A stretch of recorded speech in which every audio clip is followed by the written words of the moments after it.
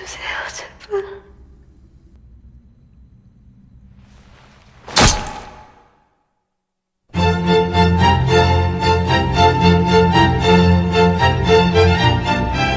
There are villains, and then there are these. Psychopaths who feel absolutely nothing for anyone. Zero empathy. No guilt. Some choose not to kill. But you're not here for them. Today, you're about to witness psychopathy in its purest form. Characters who kill as naturally as they breathe. Who could watch all of humanity die in the most horrific way imaginable, and still feel absolutely nothing. This car is 100% death-proof. Only to get the benefit of it, honey, you really need to be sitting in my seat.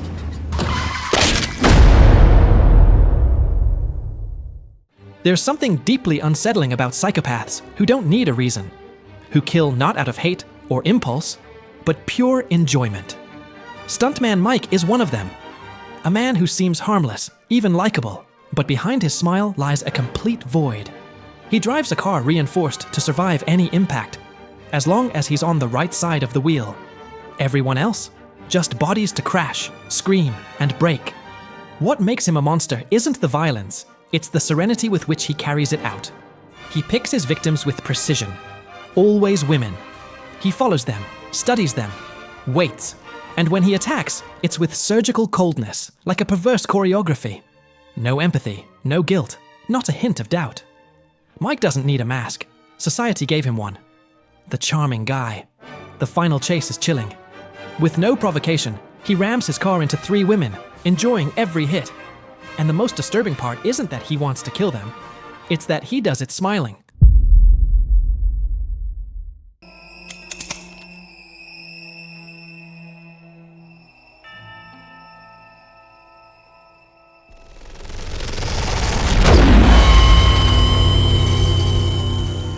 Some villains kill out of necessity, others out of rage. But Frank kills for anything.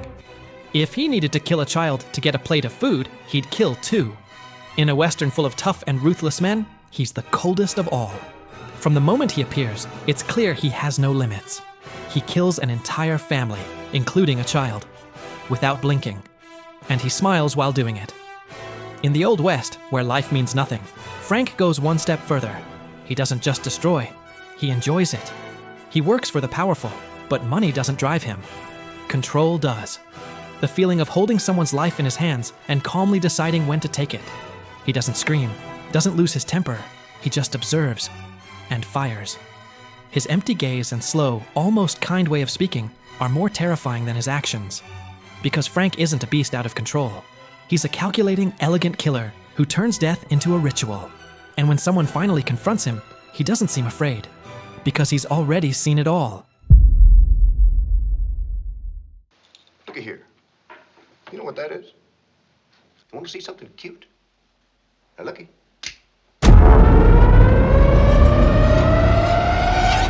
Some psychopaths are frightening because of their violence, but Harry Powell is terrifying because of his faith. A preacher who speaks of God while murdering women and hunting children. He has love tattooed on one hand and hate on the other, but his heart only knows the latter. His soft voice, calm demeanor, and imposing figure make him feel like a character from a gothic tale. But he's no fantasy monster, he's real. And he embodies the most dangerous form of psychopathy, justification. Harry doesn't kill for pleasure. He kills because he believes he's doing the right thing. He convinces himself his crimes are part of a divine plan. And the most terrifying thing is, he fools everyone. The adults, the whole town. Everyone sees him as a saint. Charismatic and endearing. Only the children see him for what he truly is. A wolf in shepherd's clothing. When he sings hymns while walking through the night in search of prey, the fear doesn't come from his voice. It comes from his calm. You can't imagine the impact this psychopath had in his time. Never before had a child killer been portrayed with such rawness.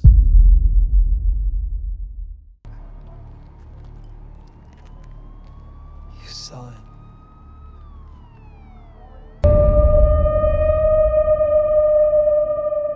Lou Bloom doesn't seem like a psychopath. He doesn't carry weapons, doesn't yell, doesn't threaten. But he's one of the most chilling characters in cinema, because he doesn't need to kill with his own hands to destroy lives. Lou is a directionless young man with an insatiable ambition. He discovers that filming crime scenes and selling them to news outlets can make him money. And what starts as mere opportunism quickly becomes something far darker. Lou doesn't help victims. He films them bleeding out. He doesn't call the police. He waits, manipulates scenes, causes accidents, and he does it all with a smile. Polite, calm, obsessed with market rules. His psychopathy isn't explosive, it's corporate. He calculates, invests, grows. And if someone gets in the way, like his own partner, he eliminates them without a blink. Lou represents the most unsettling side of the modern psychopath, the one who molds morality to his interests, who sees tragedy as content, and who turns suffering into entertainment. His coldness is so absolute that by the end, you're no longer sure if you're watching a killer, or simply the purest reflection of the system. Bora, moleque, escolhe. Diz aí. Bora, amigo. No pé ou na mão? Na mãozinha, né? Some psychopaths are born from hatred, others from their environment. Zé Pequeno is a mix of both. He grew up in misery in a lawless world. But what makes him a monster isn't poverty, it's the pleasure he takes in becoming an executioner. He was cruel even as a child. He enjoyed dominating others. But when he becomes an adult, violence becomes his language, and fear his way of ruling. He doesn't kill out of necessity. He kills because he can, and because he knows no one dares to stop him. Zé doesn't seek money or power in the traditional sense. He wants to be feared. He wants people to hear his name and lower their heads. Every crime he commits is a declaration, I run this place, and if you don't obey me, you die. But the most disturbing thing is that, unlike other psychopaths, Zé doesn't act alone. He builds a system. He drags children, teenagers, an entire generation into the same abyss as him. He poisons everything he touches, and he does it laughing, with that high-pitched cackle that chills the blood. Zé Pequeno is not just a killer. He's the product of a place with no future, and also its cause. Are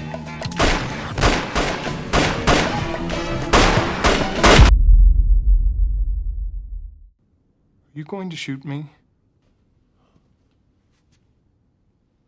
That depends. Do you see me? We arrive at what science considers the most realistic psychopath in film, Anton Chigurh. He doesn't seem human. He's like a force of nature. A ghost with no emotions, no remorse, no mercy.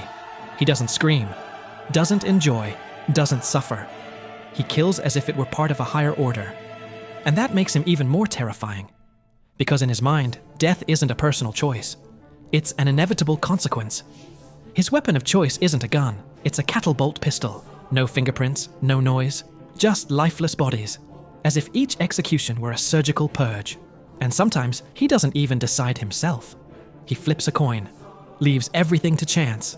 As if human life deserved no more thought than heads or tails. But it's not chance, it's his way of playing God. When he walks, he seems to float. When he speaks, silence thickens. And when he looks, you see nothing. Just a vast emptiness, as if his soul was never born. Anton Chigurh is inevitable death, the kind you can't reason with. That comes without explanation, without motive, without redemption. And the worst part is that he believes he's right. Would you hold still, please, sir?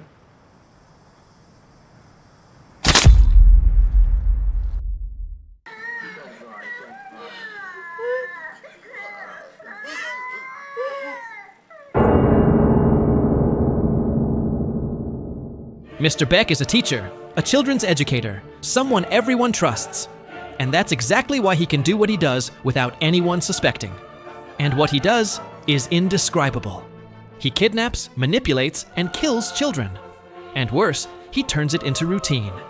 He records videos of his crimes, keeps souvenirs, as if they were trophies, as if other people's suffering were part of his private collection. But the most disturbing thing about Mr. Baek isn't what he does. It's how he justifies it. He shows no fear, no regret, just annoyance for having been caught. And when he's finally apprehended, he doesn't beg, doesn't apologize. He simply wants it over with, like someone bored at a long meeting. Lady Vengeance locks him in a room and lets the parents of his victims confront him. Not with impulsive revenge, but with a measured punishment, forged through years of pain. Mr. Baek represents the quietest, most realistic psychopath, the one who hides behind a gentle smile.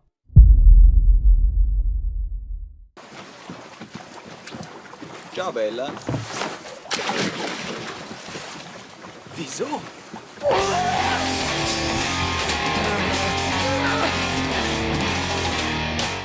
From this point on, we enter pure evil. Absolute psychopathy. Paul and Peter don't look like killers. They speak politely, smile, ask to borrow eggs. But behind that courtesy lies something much darker. A total, absolute, chilling moral void. They're not after money. They have no motive. They don't even hate their victims. In fact, they treat them like part of an experiment. The true terror they provoke doesn't come from their actions, but their attitude.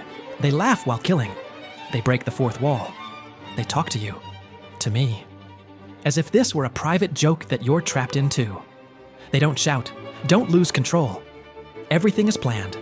Everything is meticulous. From the white clothes to the awkward silences. From the game rules to the pauses where the viewer wonders if they're really watching this. Funny Games shows no unnecessary blood. It shows something worse. Humiliation. Helplessness. The certainty that there is no escape because the killer doesn't follow any logic. Paul and Peter don't kill for pleasure. They kill for no reason. Out of boredom. Because they can. And in the end, they make us complicit.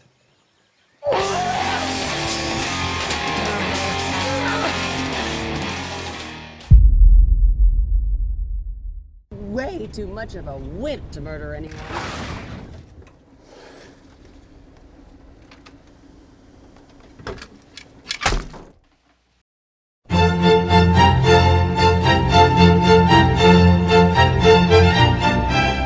To Jack, every murder is a work of art. One of his favorite pieces is when he killed a mother and her 2 children, then stored them in a freezer. He compares art to architecture, the winemaking process to the rotting of corpses. He calls Nazi concentration camps masterpieces, and in one of his final acts, he lines up 5 people to kill them all with a single bullet. His body count surpasses 60, and in the end, with so many corpses, he decides to build a house out of them. Jack isn't after revenge, or money, or even pleasure. He seeks perfection, symmetry, meaning, and he's willing to build it with blood. He doesn't run, doesn't hide. He leaves clues, photographs, bodies placed with surgical precision, because he wants someone to see his work, to understand his vision. Each murder becomes more elaborate, more calculated, but also riskier. The sadism grows, but so does his hunger to transcend. Jack wants to leave a mark, to make his name eternal. And when he finally faces judgment, he doesn't show fear. He shows disappointment, as if even hell couldn't live up to his ambition. 살려주세요, 제발.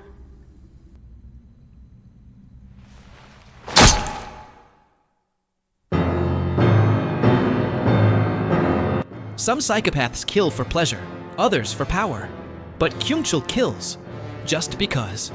There's no justification, no purpose, just an abyss. From his very first scene, it's clear this isn't an ordinary killer.